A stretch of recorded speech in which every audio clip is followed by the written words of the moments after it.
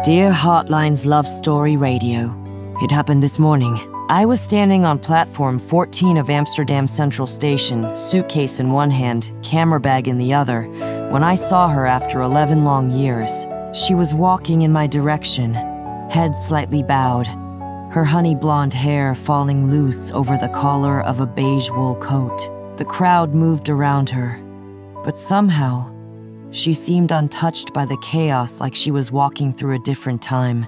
My heart, it didn't just race, it hurt. The kind of hurt that's sharp enough to steal the air from your lungs. I froze.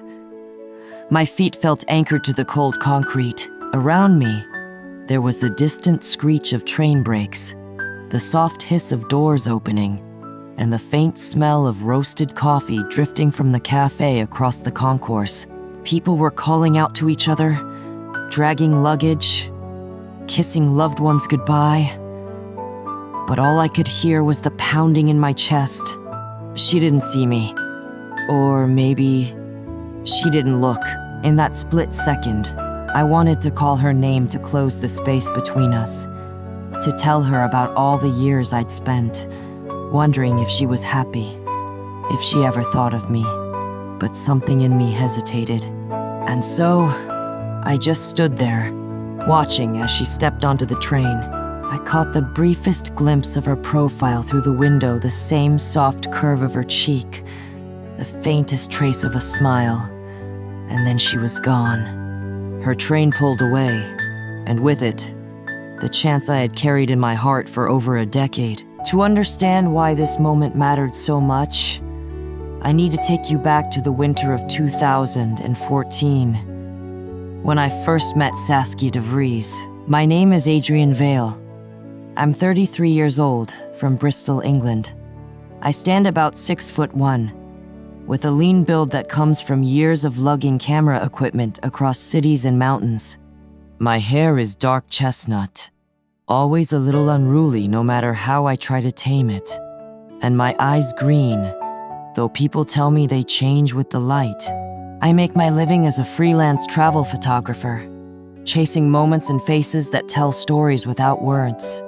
I was raised by my mother, a nurse who worked double shifts most of her life. She taught me how to survive on little, but also how to notice the small, beautiful details in the world, like the way sunlight catches on raindrops, or how strangers sometimes smile at each other for no reason at all. It was January 2014, and I had been in Prague for an exhibition. My plan was simple: take an early train to Berlin, then connect to Amsterdam. But a snowstorm in Germany caused delays, and by the time I arrived, I'd missed my connecting train. The next one wouldn't leave for 4 hours. I was annoyed, tired, and hungry, not the kind of mood you'd expect would lead to something life-changing. But then, as I stepped onto the platform, I saw her. She was sitting on a wooden bench near the center of the station, a sketchbook balanced on her knees. Her honey blonde hair was pulled into a messy bun, with loose strands framing her face. She wore a light blue coat, a little worn at the elbows, and a gray scarf wrapped loosely around her neck. Her boots were scuffed, like they'd carried her through long walks in the cold. She was drawing not the trains, not the grand arches of the station, but people.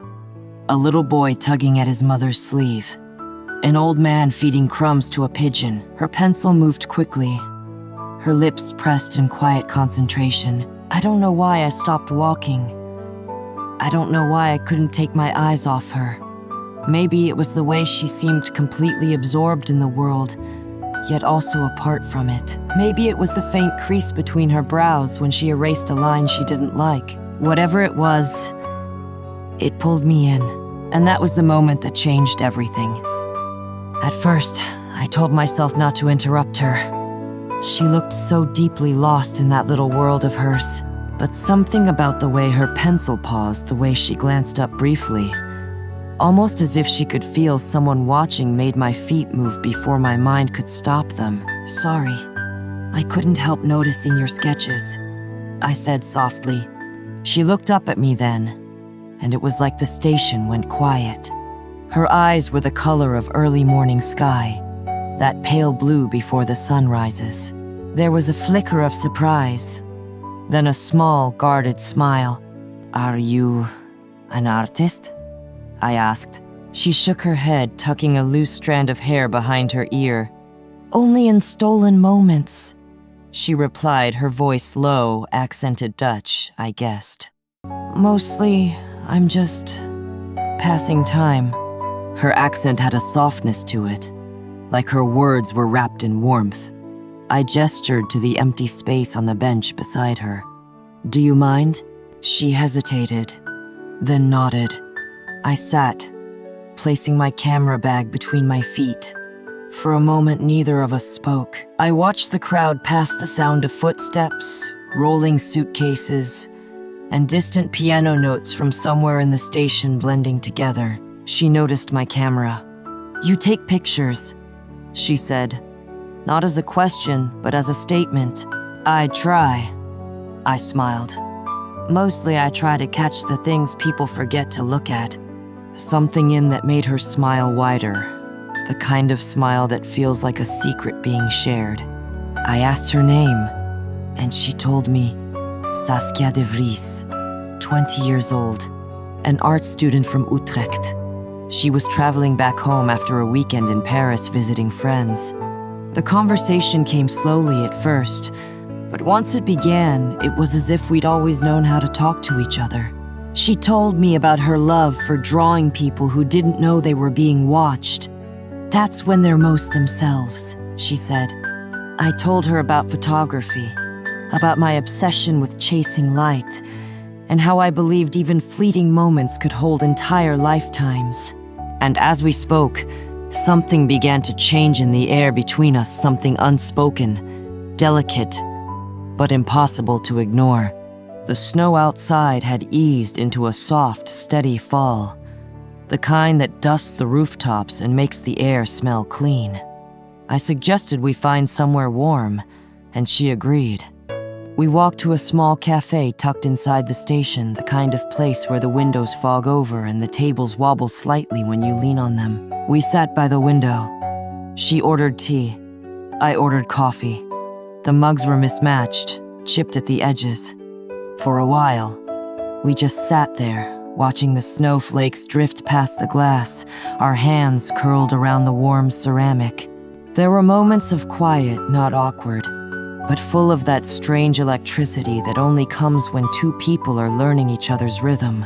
She'd glance at me over her tea, then look away quickly, smiling to herself. When the cafe's small piano began playing La Vie en Rose, Saskia froze for a moment. I noticed her fingers tightening around the handle of her mug. "My grandmother used to hum that song while she painted," she said softly. "She told me once that if I ever heard it while with someone, I should remember that moment for the rest of my life." I didn't know what to say to that, so I didn't speak. Instead, I let the music carry the silence between us. Later, we wandered through the station's little shops, each pretending to be unimpressed by the souvenirs and postcards. She bought a small tin of mints and, without asking, placed one in my palm. It was such a simple thing, but her fingers brushed mine, and for some reason, that single touch felt like it belonged to another world entirely. Hours passed like minutes, and when the announcement for her train came, I felt a sharp tug in my chest, a warning that something important was about to end. She gathered her things slowly, almost reluctantly, as if she felt it too. When the station announcer's voice echoed overhead, my stomach tightened. Her train was scheduled to leave in just under 10 minutes. We walked slowly toward platform 7. The air between us had changed. No more playful curiosity, no easy smiles. Every step felt like a countdown. At the top of the stairs, we paused. She hugged her sketchbook tightly against her chest, like a shield. "You'll come to Utrecht one day," she said quietly, almost as if she was trying to convince herself. I reached into my pocket, pulled out a small, weather-worn business card with my name and email printed on it. "I don't know when, but if I ever do, I'll find you." She took the card, her fingers brushing mine a touch so brief it could have been imagined. Then she slipped it into the pages of her sketchbook without looking at it. There was so much I wanted to say, that I didn't want this to end, that in the short time I'd known her, she'd managed to rewrite something in me. She stepped onto the carriage, turned to face me through the open door. Her eyes held mine steady, unblinking, and then she smiled. That small, private smile I'd seen only once before, the one that made her eyes soften at the edges. The doors closed. I stood there as the train began to roll forward. My breath caught somewhere between my chest and my throat. Through the glass, I caught one last glimpse of her sitting by the window, looking down at something in her lap. I'll never know if it was my card. And just like that, she was gone. I didn't hear from her. Not that day. Not that week. Not ever. At first, I told myself she was busy, that maybe she'd lost my card, or was waiting for the right moment to write. I checked my email obsessively for months. Nothing. Life moved forward, but she never left the edges of it. In 2015, I exhibited in Barcelona and thought I saw her in a street market. My heart slammed in my chest, but when the woman turned, it wasn't her. In 2017, I was in Paris photographing the Seine at sunset when I heard La Vie en Rose drifting from a nearby cafe. For a moment, the scent of tea and snow seemed to wrap around me again. I stood there, unmoving, until the song ended. I dated other women, good women, but somehow I kept them at arm's length without meaning to. It wasn't fair to them, but I couldn't stop myself from measuring every new smile against hers. My photography career grew. I started taking assignments that kept me moving from country to country, telling myself that maybe, just maybe, if I kept traveling, our paths would cross again. And then, one winter morning 11 years later, I was back in Amsterdam.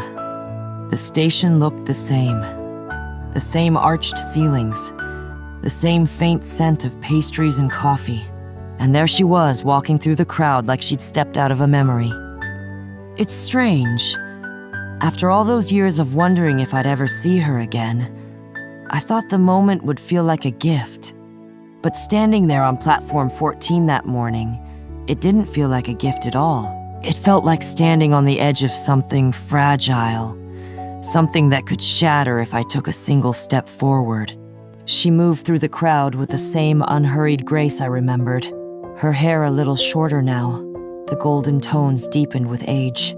There were faint lines at the corners of her eyes, but they only made her more beautiful, as if life had etched its stories gently into her face.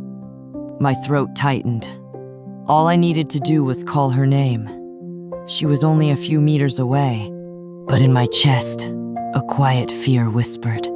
What if the woman I've imagined all these years isn't the woman she's become? What if the memory is better than the reality? I watched as she stopped to adjust the strap of her bag. For a moment, I thought she might glance my way. She didn't. Her train was boarding. The familiar chime sounded, and people began stepping inside. She joined them, her coat brushing against another passenger as she passed. I didn't move. My feet stayed planted on the cold stone floor. And then, just like before, I caught that final glimpse her profile framed in the train window, a faint smile on her lips as she looked down at something in her hands. The doors closed. The train began to pull away, and I just stood there, watching it disappear into the morning haze. The air felt heavier than it had in years. I had waited over a decade for a second chance, and I'd let it slip away again. And so, Heartlines, this is the truth I've carried with me for the past 11 years. Some people are chapters, others are entire books. Saskia was a chapter, but she was the one that made the rest of the book worth reading. I don't know if she remembers me. I don't know if she ever thought of that winter afternoon. The coffee, the piano, the snow. But I know this even in silence, even in absence, she changed something in me. Maybe I was never meant to keep her. Maybe she was only ever meant to pass through my life like a train that doesn't stop at your station close enough to see, close enough to feel, but never close enough to hold. And maybe that's enough. Adrian Vale. Adrian's letter reminds us of something we rarely like to admit. Sometimes, the most powerful connections in our lives are the ones that don't last. They can come suddenly, burn brightly for a brief moment, and then leave us standing in the quiet, wondering what could have been. It's easy to think of that as loss. And yes, there's a sadness in never knowing how a story could have unfolded. But there's also a kind of beauty in it, because when a connection is short-lived, it remains untouched by disappointment or routine. It lives in our memory like a perfect photograph, unblurred, unspoiled. Still, here's the truth. Life will hand you these moments, but it won't always hand you the courage to act on them. That part is up to you. If you feel a pull towards someone, if your heart whispers say something, take that step, listen to it. Regret will stay far longer than the awkwardness of trying and failing. Adrian's story isn't just about missed love. It's about how we sometimes protect a memory so much that we avoid touching it, afraid we'll ruin it. But love, real love, isn't fragile. It doesn't shatter just because it changes.